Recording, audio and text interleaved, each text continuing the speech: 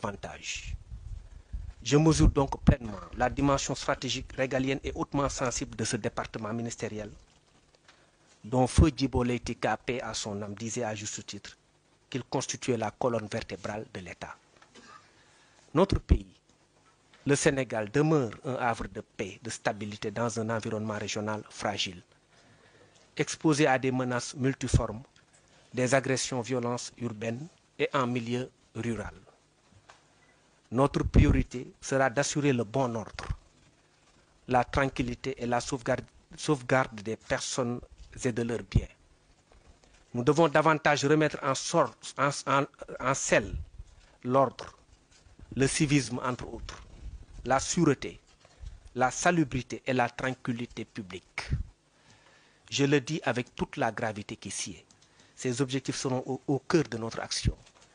La discipline, l'amour du bien commun, l'amour de la patrie sont des vertus qu'il nous faut ressusciter. Forces de défense et de sécurité, à notre administration territoriale et à tous nos collaborateurs et partenaires.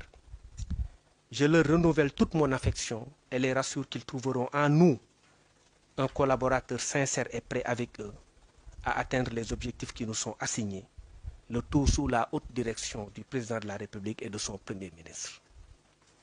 Il nous faut une doctrine du service public et non de la puissance publique, c'est-à-dire un service public au bénéfice de tous les Sénégalais.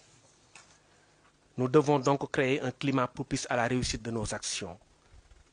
C'est dire que la concertation, le dialogue dynamique et constructif avec de larges consensus. Je réaffirme mon engagement et ma disponibilité pour une franche et fructueuse collaboration dans l'intérêt exclusif des Sénégalaises et des Sénégalais. Vous trouverez en nous une écoute attentive et aucun effort ne sera de trop afin de vous garantir des moyens et un environnement de travail propice à la production de résultats pour le bien-être de nos concitoyens et de ceux qui vivent parmi nous. Aux acteurs politiques et à la société civile, ma porte vous sera grandement ouverte de tout temps. Je puis vous rassurer de ma disponibilité et ensemble, nous mènerons la barque à bon port. À cela, j'associe aussi les guides religieux, comme l'a précisé tout à l'heure le général Jean-Baptiste Tine.